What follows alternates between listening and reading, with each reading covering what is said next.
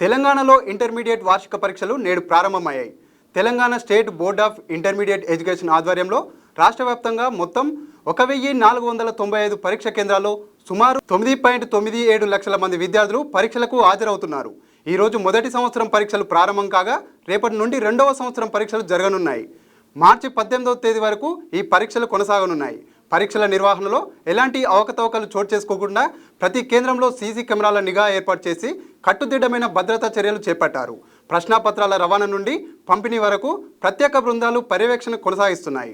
విద్యార్థుల సౌకర్యార్థం ఈసారి కీలక నిర్ణయం తీసుకున్న అధికారులు గతంలో అమల్లో ఉన్న నిమిషం నిబంధనను సడలించి పరీక్ష ప్రారంభమైన తర్వాత 5 నిమిషాల వరకు ఆలస్యంగా వచ్చిన విద్యార్థులను అనుమతిస్తున్నారు. పరీక్ష కేంద్రాల వద్ద 144 సెక్షన్ అమలు చేస్తూ అవాంఛనీయ రాకపోకలను నియంత్రిస్తున్నారు. తాగునీరు, వైద్య సదుపాయాలు, కూర్చోవడానికి సరైన ఏర్పాట్లు చేసినట్లు అధికారులు తెలిపారు.